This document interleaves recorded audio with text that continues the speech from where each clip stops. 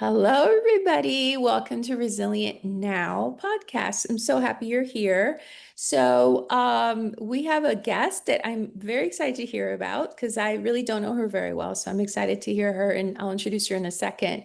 The reason we have the podcast, the reason Resilient Now was created was because there's somebody in the world who needs a little inspiration for something they're going through in life that's hard right here, like now.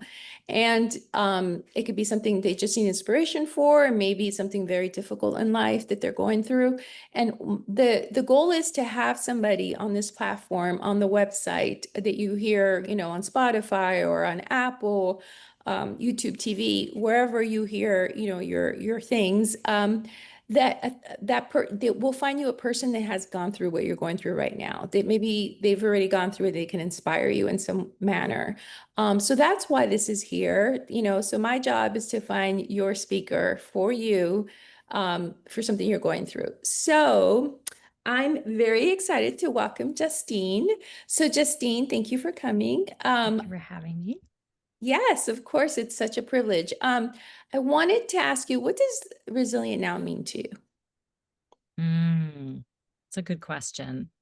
Well, resilience means having the courage, I think, to go through something difficult and not run from it, but learn from it. And I love your format of anybody on here could not influence, but could be of service in a message to maybe one person, and that's good. I'm in the space of voiceover and using my voice, but by doing that, I learned to teach, coach around the voice, and I suddenly realized that I spent many years, even though I was doing voiceover and making a living with my voice, I didn't really have my inner voice. Mhm. And I was still kind of operating from a how am I making you feel about me, and sort of navigating what I was doing to please other people or live by other people's rules. And a lot of that got back to my in my story of origin, my upbringing, which so many of us do not see those patterns till later in life. But luckily, I had the courage to make some changes. And that is what resilience means to me. And that happened for me during the pandemic, where I got to slow down enough to look at my life and figure out what my vision truly was through meditation, through finding some mentors, through being inspired by other people. Like I hope, I'm doing right now and you're doing by having guests like this on your podcast, to have the courage to make some changes, hard changes, leave a long marriage, buy my own house, really look at things that I had rather not looked at. I just was skating by, like, I'll just live this life. This is the life I have. Am I really supposed to be happy in a marriage? Other people aren't happy in a marriage, so I can be unhappy in a marriage. Um, and then realizing, no, it was not okay to live a life for me like that anymore. Mhm. To not live in a more joyous way, and made a lot of change. So Wow. yeah. That's a lot. Thank you. That's great. That's a lot for somebody to grab. I like that. So you're going to give us a specific resilience story today. So I'm excited to hear it. And I know the world needs to hear it because you're here and we're just trying to be of service. So we'll let you go. So go ahead. Okay. Well, I guess I will tell that story. I grew up in a home where I had loving parents. I truly believe I had loving parents, but they were starting to live an alternative lifestyle. My parents are from the East Coast. Everybody's from the East Coast. Queens, Orthodox Jewry is my father. Even went to yeshiva, if you might know what that is. And I think they wanted to escape that, the family, and they were looking to find their own voice in many ways, and moved out to California when I was about 4 or 5 years old. And when I was about 9 years old, and my brother was maybe 10 or 11, my parents came to us and said they were going to have an open marriage. Now, what does that mean to a 9-year-old? Does a 9-year-old really need to know this? No, but I can't change that, right? So I grew up in a very chaotic home. And what I came to understand as the adult version of myself is that my mother really never wanted to be in this open marriage, but she went along with it. And her way of sort of fighting back was to start running, like literally running. She became a nationally ranked marathon runner. Wow. She also went along with this lifestyle. And then there was just lots of conflict between the two of them. And what I believe, even though there was definitely love between them, there was resentment, anger, and blame that they never really dealt with. And that was at the core of their relationship. So there's a lot of bickering. There was a lot. This is what I grew up in and what I guess was normalized in many ways for me, but also made me want to hide, made me not feel seen, not feel heard, because they were so much for each other. Um, Luckily, what I've come to realize is, your parents don't have to do everything in your life as your role models. I was Mhm. very lucky to have amazing aunts and uncles. And not that my parents weren't amazing. And, I think what we learn and through program, if anybody out there has delved in any kinds of 12 step, it was one of the greatest things I ever did later, to understand that I'm very powerless over these things and to learn to forgive. And so, trying to make a very long story short for you, Lily. But so, uh, when I realized that I was in a marriage that I almost was playing out some of these same things without realizing it, because they do say you kind of seek partners to sort of solve the problem that didn't work out with your parents. I'm understanding more about attachment theory. And it took, like I said earlier, a global pandemic to sort of stop me in my tracks to go, wait a second. I was running in my own way. I teach voiceover, and I found an organization that actually was sending me on the road to do the thing I loved, which was getting Wow. me out of the house, which was helping me inspire other people. So I was sort of finding myself, spreading my wings in this other environment. I got to stay in nice hotels. I went to some cool places, like Nashville and Memphis, and places that I wanted to. I love travel too. I have a love for travel. So I found myself sort of finding myself on the road and coming back to a very uncomfortable place. I have two boys at the time. They were near, they were sort of, one was getting out of being a teenager, one was still in high school. And we had actually sold our home, which I thought was the absolute worst thing on the planet, because it seemed like the best financial decision we'd ever made. We were in a little bit of debt. That was the decision. I think my ex thought that money would solve everything. And of course, it doesn't, although it helps. So we sold the house. We did make some money, and we moved into a rental, and we're paying an exorbitant amount in Los Angeles for that rental. And that's when this experience happened to me. And then the global pandemic happened. So I had to stop traveling. I had to be at home in this rental house that I absolutely hated. Mhm. Every time we wrote that check every month, I'm like, I'm paying someone else's mortgage. This is not okay for me. And I got still. I Mhm. got still. And it was not pretty. I started doing the artist way. I started doing morning pages. I got on Zooms with girlfriends and I moved out of the bedroom. I started going to Al-Anon. Mhm. If anybody doesn't know what that is, it's a program for people who have grown up or are in relationships, friendships, or family members of alcoholics. I started to realize that I think my husband's a very functioning alcoholic. My version of alcoholism is you're falling down drunk, you're hiding bottles under the sink. None of those things were happening.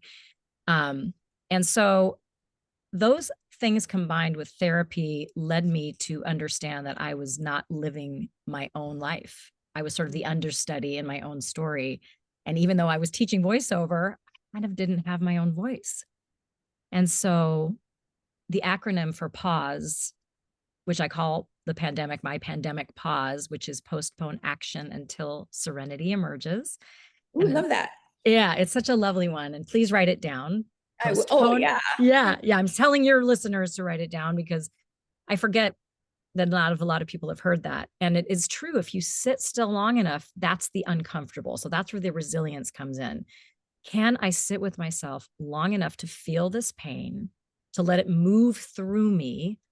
One thing that I learned teaching voiceover is I help people bring emotion into words. And one of the things I like to say is motion creates emotion, right? Using our hands, using our facial expressions when you only hear the voice.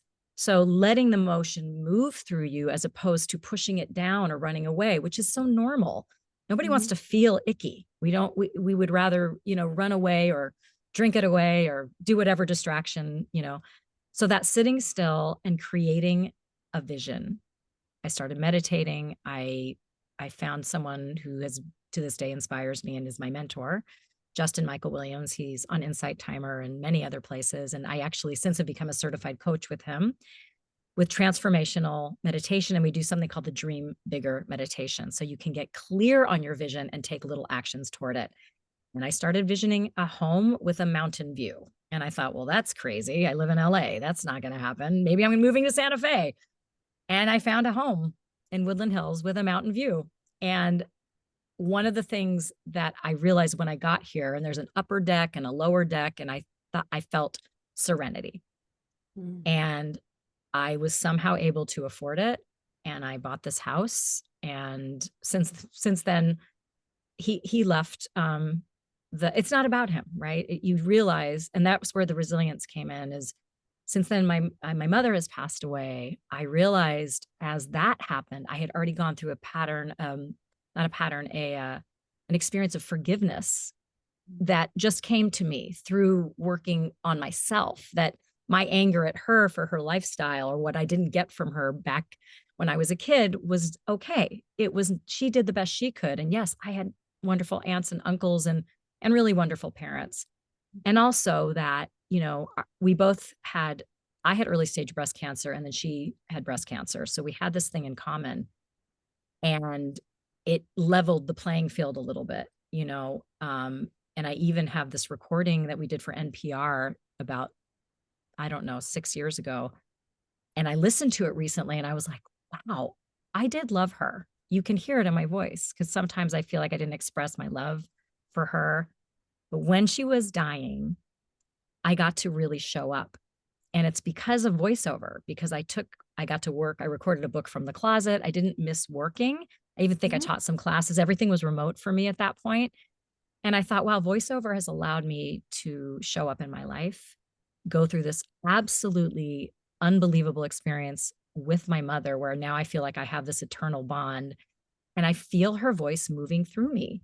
It's the craziest thing because I feel like the running that she did, she didn't necessarily have her voice. Mhm. And maybe that's the universe telling me, it's time. I'm just going to tell one quick story as an exemplify of this because I'm a big proponent of looking for signs or glimmers or what we call God shots sometimes, and to really recognize them. And the other night, I was sharing this story with someone about my mom and feeling her voice move through me. And I came home from this this date, and I was rummaging through a drawer looking for something, and I found this earring. And I was like, oh, there's the earring that I lost. The other earring, it was my mother's, and I had gone to Esalen the weekend after a weekend after her funeral, shortly thereafter, and I thought I lost this earring. I was like, well, wait a second.